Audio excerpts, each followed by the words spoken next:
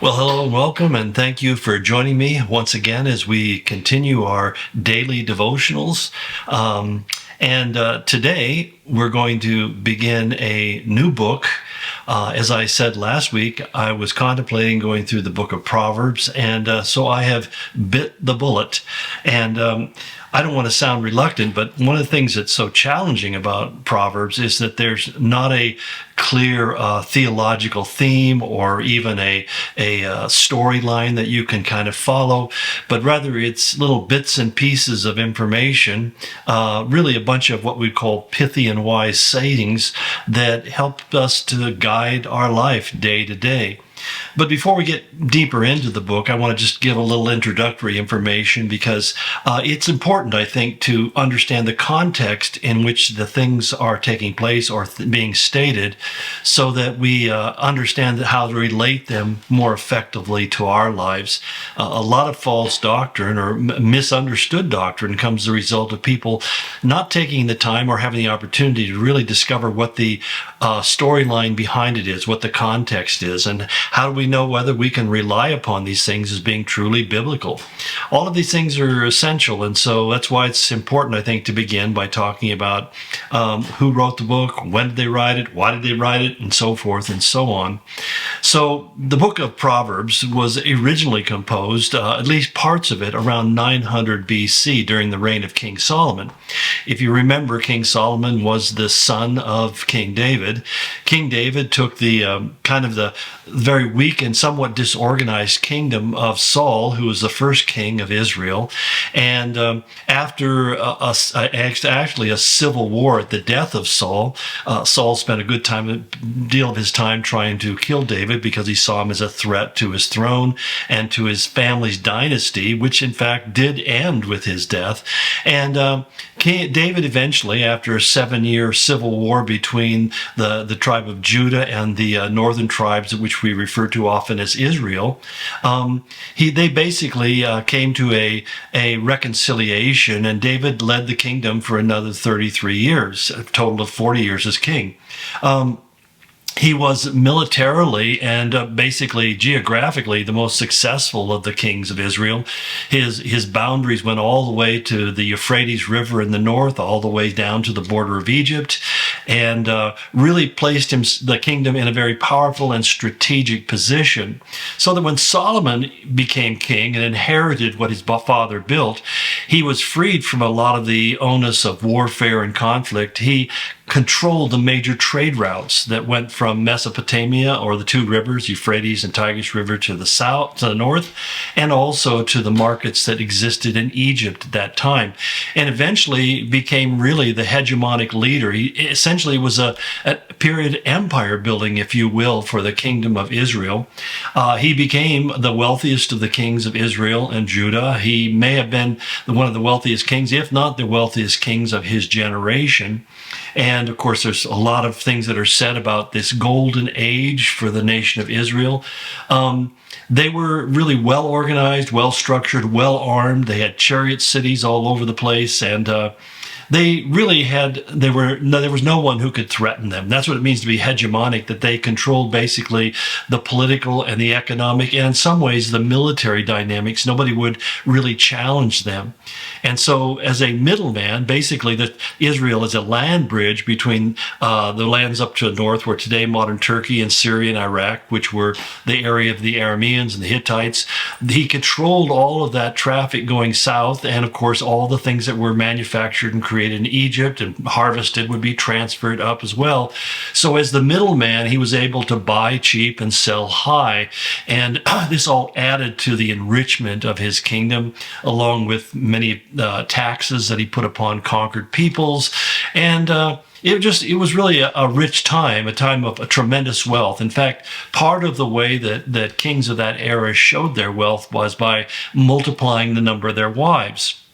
Now, it's said that Solomon had 700 wives, and these would have been basically the daughters of other kings from other kingdoms who would basically build a pact of peace and commerce by intermarrying their families together. Because in the Middle East, everything revolves around the family, around the tribe, around the clan.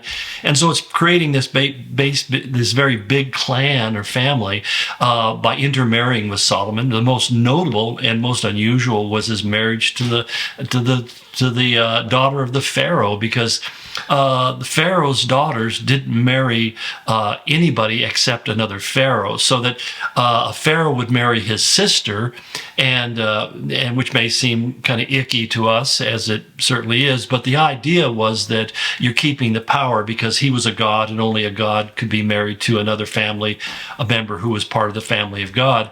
I don't want to get too deep into that kind of crazy theology, but the bottom line was the fact that it mentions Pharaoh's daughter as his wife speaks of how great and powerful and important Solomon had become.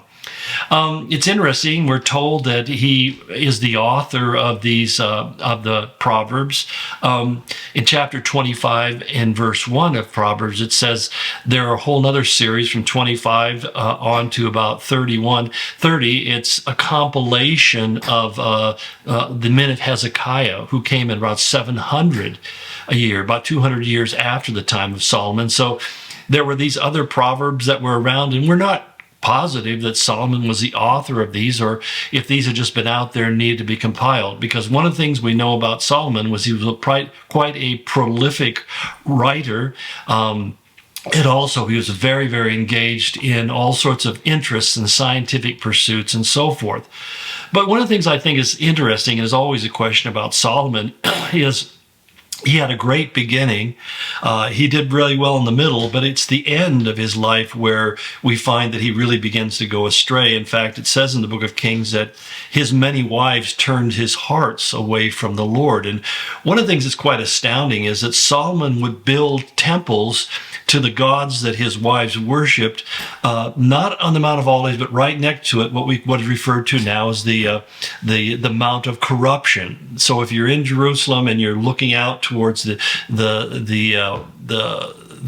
south of the city, you'll see the Mount of Olives, and then right connected with it is the Mount of Corruption. And Solomon built these temples outside of the city so that they wouldn't profane the city, but he built them to all sorts of different kinds of gods, Molech and Chemosh and Baal and all these different abominations. And we find this corruption beginning to come. It says in Kings that these wives had turned his heart away from the Lord, and giving us an indication that he himself began to worship at some of these places. And a lot of this worship was very sensual. And so it's interesting because here we find, and just to add a little bit of history to it, that those temples remained standing through the remainder of the kings of Judah. They were not destroyed until the time of Josiah, who were coming about 625 BC, so that for this period of some 300 years, these temples are left untouched by a series of kings. And Josiah was the first one who basically destroyed them and put an end to it, which is kind of an astounding thing. So, but you see that this really fed into the moral corruption of the culture, because you had the worship of Yahweh in the temple in Jerusalem, which was beyond description in its splendiferousness.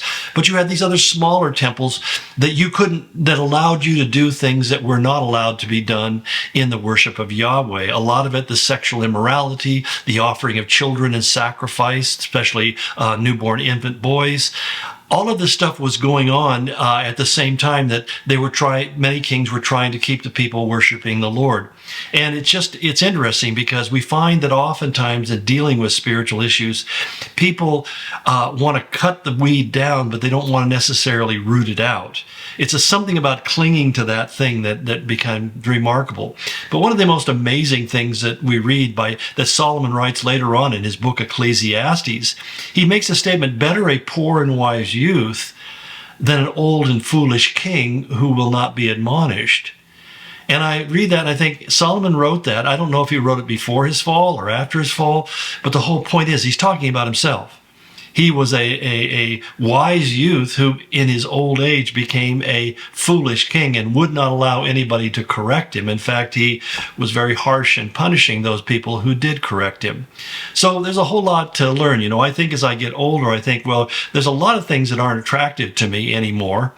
Some just, they just aren't attractive to me. And yet that doesn't mean you can't be foolish, that you can't be sinful. So anyway, we know that these books we basically have accepted historically and traditionally that there's all the internal evidence that Solomon wrote the book of Proverbs. In chapter 1, verse 1, he says it again, chapter 10, verse 1, and chapter 25, verse 1. These things are accredited to him. He is the preacher of the book of Ecclesiastes, and he is also the author of the Song of Solomon, which was only one of what we read are 105 songs that he wrote. So he was a theologian, he was a musician, he was a scientist, he was just an all-around, he was a philosopher. This was what we call a Renaissance man, a man who really earned the respect and the admiration of many of the kings of the world of his time. And sadly, even with all of that, he ended up making some very foolish decisions towards the end of his life. There's an exhortation there. So anyway, we'll continue on tomorrow. God bless you. Go in his grace.